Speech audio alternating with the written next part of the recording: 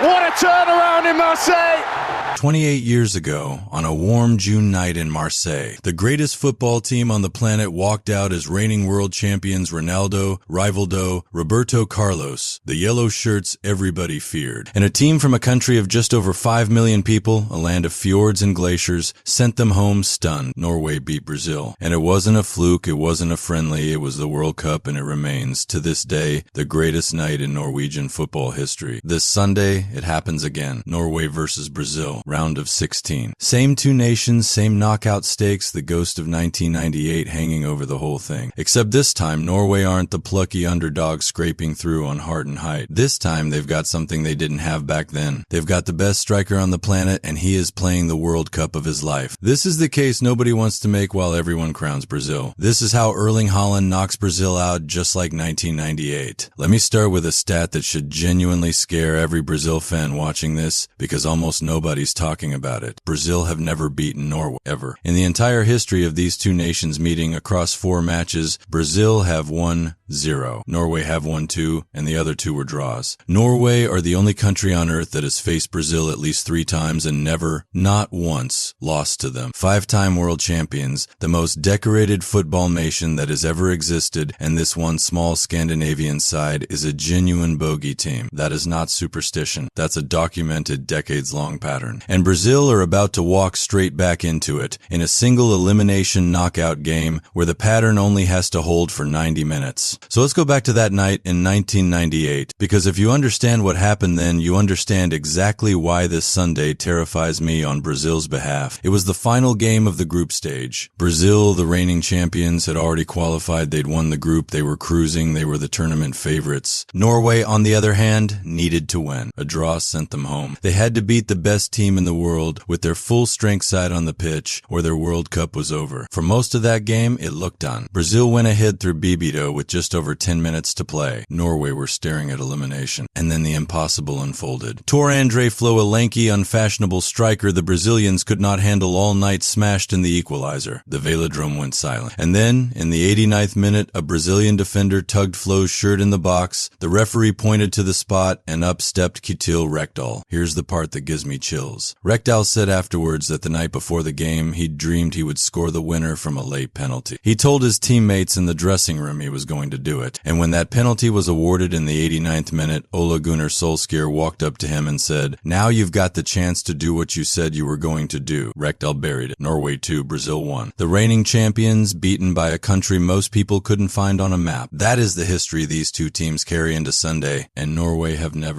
forgotten it. Now you might be thinking that was 1998. This is a completely different Brazil, and you're right. So let me show you why this Brazil, the 2026 version, is more vulnerable than people are pretending. Because Brazil are not cruising, they are limping. Look at what just happened in the round of 32 against Japan. Brazil, 5-time champions, overwhelming favorites, and they went a goal down. Casemiro got breezed past far too easily. Japan struck first. And Brazil then spent more than 50 minutes trailing, unable to break a well-drilled defense, with their own fans growing anxious in the stands. They needed a Casemiro header just to level it. And then they needed Gabriel Martinelli to poke in a winner in the 96th minute stoppage time to avoid the humiliation of extra time or worse. That is not the performance of a machine. That is a team that survived. And the cracks aren't a one-off. The people who watched that game closely came away saying the same things. Carlo Ancelotti, their manager, still doesn't seem to know his best starting 11. Brazil have what analysts are openly calling a number 9 problem. They don't have a settled, reliable striker. Matheus Cunha has been played there, and he isn't a natural 9. They tried other options and scrapped. Endrick, Martinelli, Cunha have all been shuffled through the role. For the most attacking nation in football history to not know who its center forward is, in the knockout rounds, is a serious, exploitable weakness. And the biggest one of all. Brazil starts slow. They came off flat against Japan and nearly paid for it. They rely on a moment of individual magic to bail them out. And here's the problem with living on individual moments in a knockout one night. The moment doesn't come. One night, you're flat for an hour, and the other team makes you pay before your magic shows up. Remember Remember, this is a Brazil side that hasn't actually won a World Cup since 2002, 24 years. They went out in the quarterfinals in 2018 and again in 2022 on penalties to Croatia. The aura is real, the history is real, but the reality on the pitch right now is a team that starts slow, can't settle its attack, and just needed a last-second goal to get past Japan. So that's the vulnerability. Here's the difference between 1998 and now, the reason this isn't just wishful thinking. In 1998, Norway beat Brazil with grit, organization, height, and a dream penalty. They didn't have a superstar. They ground it out. In 2026, they have Erling Haaland, and Haaland is not grinding anything out. He is the story of this entire World Cup. 5 goals in his first 3 games. 1 single goal behind Lionel Messi for the Golden Boot lead. He became one of only a handful of players in the entire history of the World Cup to score in each of his first 3 matches at the tournament. He's the fastest player ever to reach 60 international goals. And here's the detail that should worry Brazil most. This is his first ever World Cup. Norway hadn't qualified for one since 1998, the very same tournament we've been talking about, so the best striker on the planet has spent his entire career watching World Cups from his sofa. Now he's finally here at 26, at the peak of his powers, and he is playing like a man, making up for every tournament he missed. Watch how he scored against Ivory Coast in the last round. Quiet for 85 minutes, barely involved. Fewest touches of any Norwegian who played the full game. And then one moment, one ball across the box, and he's there ice cold to win the match in the 86th minute and send Norway through. That is the exact profile of a striker that punishes a slow starting, loosely organized defense. You can keep him quiet for an hour. It doesn't matter. He only needs one. Now put that together. A Brazil defense that gets breezed past and starts slow. A striker who lurks all game and executes the single chance he gets in a one-off knockout. That is a nightmare matchup for Brazil, and I don't think enough people are saying it. And there's a subplot here that makes it even better because it's personal. Brazil's main center back is Gabriel Magalhaes Gabriel of Arsenal, and Haaland and Gabriel are not friends. They have one of the most heated rivalries in the Premier League. They've clashed for years in the Manchester City-Arsenal wars, the ball thrown at Gabriel's head, the in-your-face celebrations, the near headbutt. This is a genuine, simmering personal duel. And on Sunday, it's the world's best striker against his fiercest domestic rival, with a World Cup quarterfinal on the line. Whoever wins that individual battle very likely decides the game. If Haaland gets the better of Gabriel even once, Norway are ahead and we're right back in 1998. And don't make the mistake of thinking this is a one-man team either. That's the trap. Because Norway aren't just Haaland and 10 defenders. Their captain is Martin Odegaard, Arsenal's captain. One of the most creative midfielders in the world, and he's been pulling the strings all tournament, with assists